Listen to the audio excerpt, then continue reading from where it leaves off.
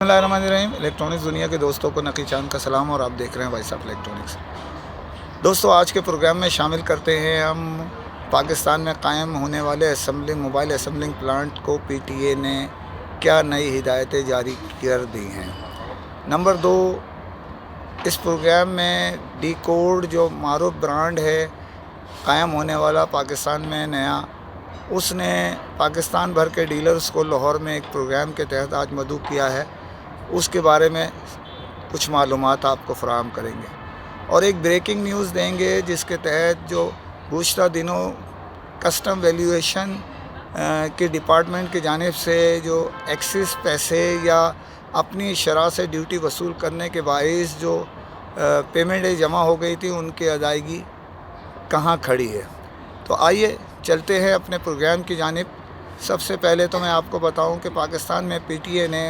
पाकिस्तान में कायम होने वाले असेंबलिंग प्लांट जो 2 दर्जन से ज़ायद उनकी तादाद है, उनका इंस्पेक्शन का सिलसिला शुरू कर दिया है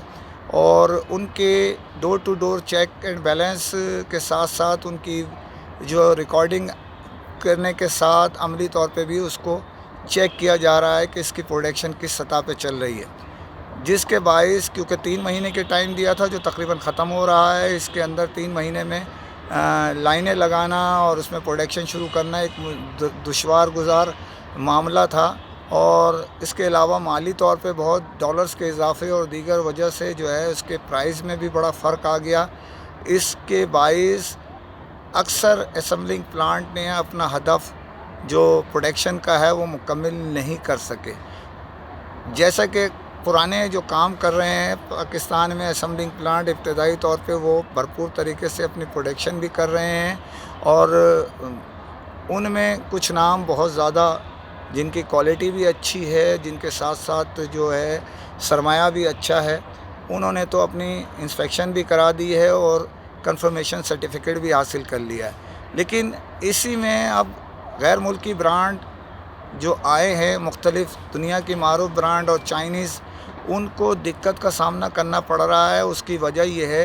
कि यहाँ पर ये समझा जा रहा था कि जैसे ही इजाज़तनामा मिलेगा तो एक मुकर्रर तादाद का जो महीने दिए गए हैं उसमें हम कंप्लीट कर लेंगे, लेकिन उसमें भी दुश्वारियाँ पेश आ रही हैं। इसके साथ साथ उनको अब चेकिंग का जो सिलसिला, इंस्पेक्शन का जो सिलसिला पीटीए ने शुरू किया है उसमें भी तेज़ी आती जा रही है और जिन लोगों को इसके लिए बाज़ाब्ता आगाह कर दिया गया है, उनकी टाइम जिनकी पूरी हो रही है कि हम आपके पास आना चाह रहे हैं, तो उनमें से कई असेंबलिंग प्लांट्स ने जो है अपनी डेट में इजाफ़ा कर दिया है और इसके साथ साथ बहुत सारों के भी इजाज़तनामे जारी भी नहीं किए गए। जो कंफर्मेशन प्रोडक्शन के सर्टिफिकेट जारी करना है वो तो दरकिनार। इसी में कई हमारे दोस्त ये समझ रहे हैं कि रातों रात बस इजाज़तनामा मिलेगा और हमारा असेंबलिंग प्लांट खड़ा हो जाएगा। तो उनका सबसे अहम पीटीए ने जो अपना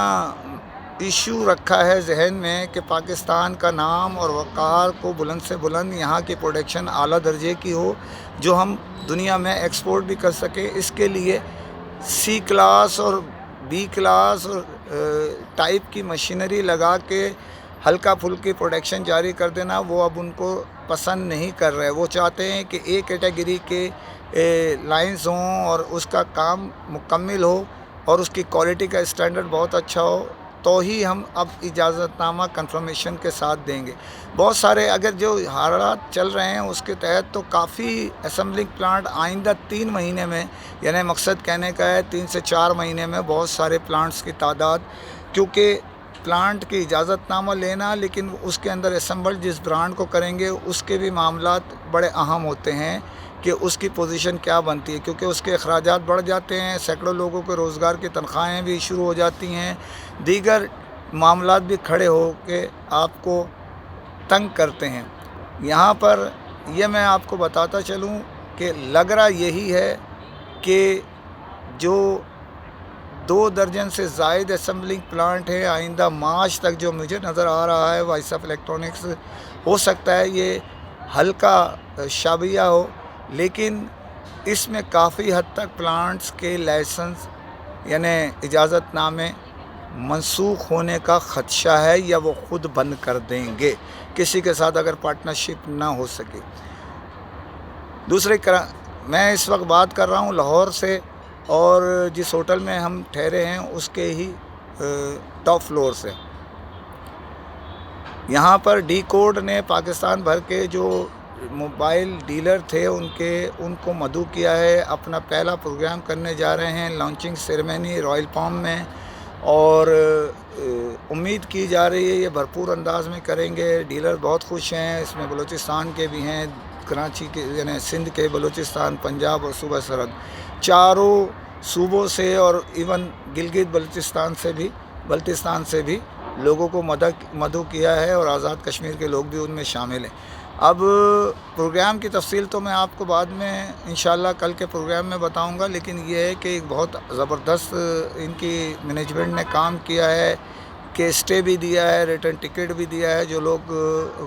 دوسرے صوبے سے آئے ہیں ان کے لیے، اور ایک بڑا خرچہ کیا ہے انہوں نے۔ اب دیکھنا یہ ہے کہ ان کا پروگرام رات جو ابھی ہونے والا ہے 1-2 گھنٹے کے بعد شروع ہوگا، وہ کس پوزیشن میں چلے گا۔ اب آپ کو میں بریکنگ نیوز دیتا چلوں کہ جو گزشتہ دنوں موبائل فون